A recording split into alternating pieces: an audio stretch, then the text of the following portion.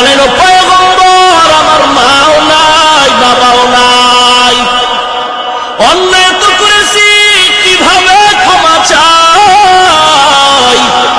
আল্লাহর নবী বলেন, যাও যাও, শুক্রবার কবরের কিনারায় গিয়া দরুদ সালাম পড়ো, সূরা ফাতিহা একবার পড়ো, 3 বার কুল হুয়াল্লাহ সূরা পড়ো, আলহাকুমুত তাকাসুর পড়ো, এরপরে দোয়াটা পড়ো, রব্বির হামহুমা কামা রব্বায়ানি সগীরা। যদি ওই শুক্রবার দিন মা বাবার কবরের কিনারায় গিয়া কান্না করো, আমার নবী স্পষ্ট হাদিসে বলেছেন, তুমি হাজারো অন্যায় যদি করো, আল্লাহ চোখের পানির কারণে ক্ষমা করে বাধ্যগত মায়ের সন্তানের খাতায় নাম উঠায় দিবে।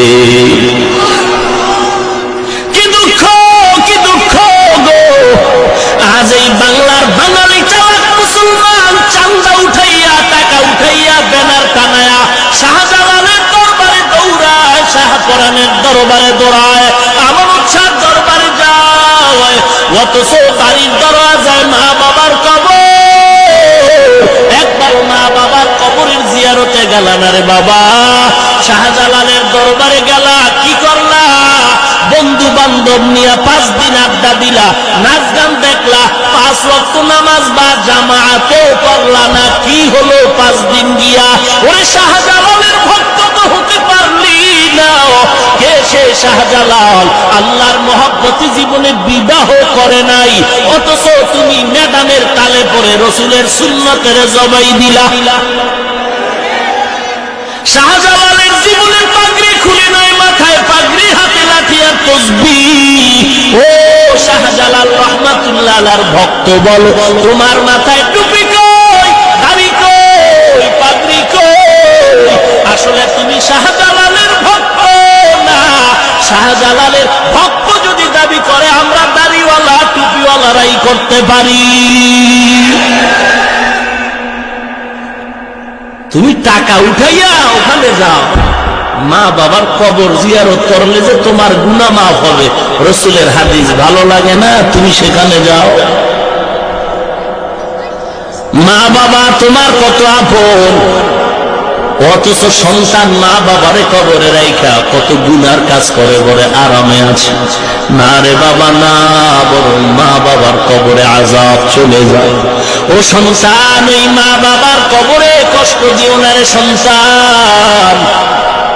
অনুরোধ করে বলছি, ওই মা বাবার থেকে দোয়া নাও, মা বাবার দোয়া বড় কঠিন। মা বাবার কবরের কিনারায় গিয়া দোয়া নাও, ওই দোয়াটা তোমারও নিজের জীবনের জন্য ফসল বয়া দিবে রে বাবা। দুনিয়া চিরদিন থাকার জায়গা না রে ভাই। অনুরোধ করে বলছি, যুবক, এ দুনিয়া কিছুই না, আজ আছে কাল না। এ জীবনে কত যুবকের জানাজা পড়াই না, কত যুবকের লাশ কবরের ভেতরে রাখলো। ও নবীর উম্মতের দল, রাসূলের সাহাবী আলকামা রাদিয়াল্লাহু তাআলা আনহু ইন্তেকালের সময় সাহাবায়ে কেরাম কালেমা পড়াচ্ছে, কিন্তু আলকামা নবীর সাহাবী, জিহ্বায় কালেমা আসে না।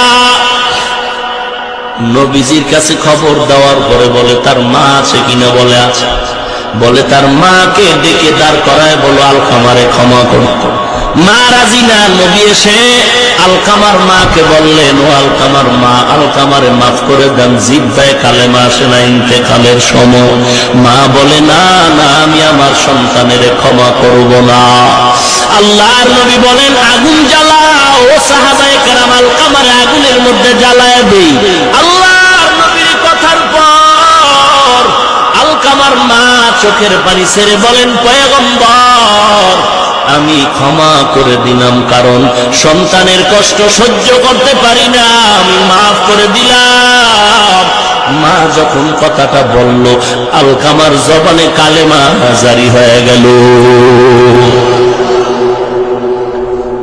ও সন্তানের মা বাবা, ও সন্তানের মা বাবা, সন্তান আপনার সাথে ভালো ব্যবহার করবে যদি আশা করেন, তাহলে আপনাকেই ভালো ব্যবহারটা শিখাইতে হবে। ঈদের 2 দিন আগে সন্তান মায়ের কাছে মোবাইল করে বলে, মা, ঈদের বাজার বাবাই করছে, করছে? বলে না, করে নাই। বলে মা বাবারে নিষেধ করো, আমি ঢাকা থেকে ঈদের বাজার নিয়ে আসতেছি, আমি ঈদের রাত আমি বাজার নিয়ে আসবো, ঈদের বাজার আমি নিয়ে আসবো, মা বাবাকে নিষেধ করে দাও। মা বড় খুশি, আমার সন্তান ঢাকা থেকে ঈদের বাজার নিয়ে আসবে। আজ কালকে ঈদ, আজকে সন্তান ঢাকার বাজারে ছুটি নিয়ে সন্ধ্যাবেলায় বাসের টিকিট করলো, মার্কেটে ঢুইকা সন্ধ্যা দুপুর বেলা কয় মা আমি মার্কেটে, বলো তোমার জন্য কি কিনবো? মা মোবাইলে কান্না করে বলে সন্তান আমার কিছু লাগবে না, তুই আয়, তোর বাবার জন্য যদি পারো কিছু কিনে নে, আমার লাগবে না, কারণ আমারে যা দেয় সবার থেকে তোর জিহ্বার মা ডাকটা বড় মজা। সন্তান সন্ধ্যাবেলা বাসে উঠে বলে মা রাত্র 1টার সময় আমি বাসায় চলে আসবো, আমি ঈদের বাজার নিয়ে আসতেছি। সন্তান এবার বাসে উঠে মাকে মোবাইল করে, মোবাইল বন্ধ করে পকেটে।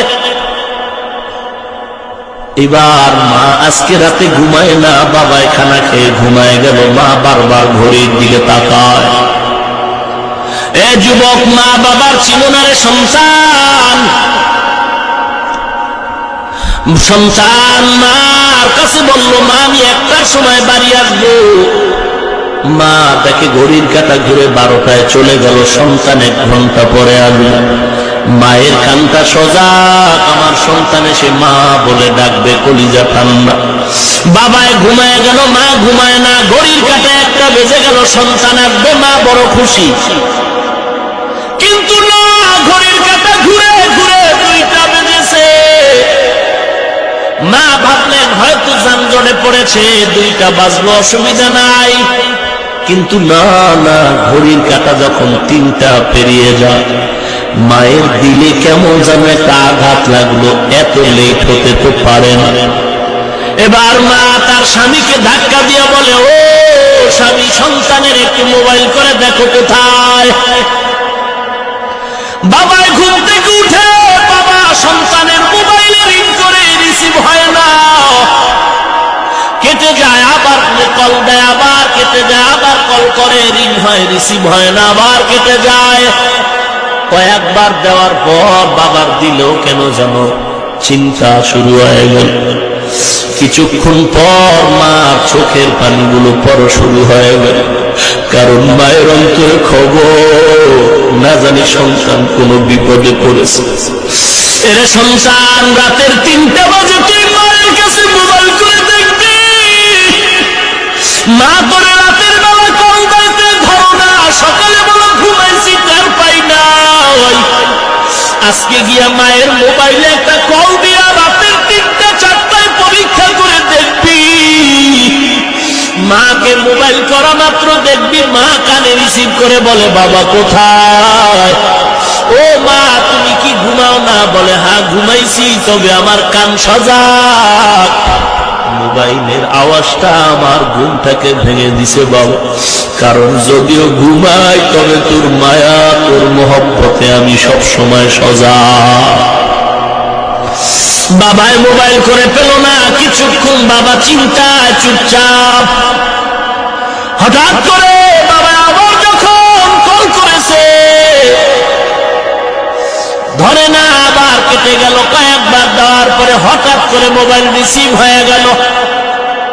বাবা ডাক দিয়ে কয় বাবা সন্তান কই? বাবার কানের কাছে মোবাইলে কোনো আওয়াজ নাই, শুনে কান্নার আওয়াজ আর কান্নার আওয়াজ। বাবা ডাক দিয়ে কয় কে তুমি মোবাইলটা ধরেছো? আমার সন্তানকে দাও। একজনে ডাক দিয়ে কয় কে আপনি? বলে আমি মোবাইলওয়ালা সন্তানের বাবা।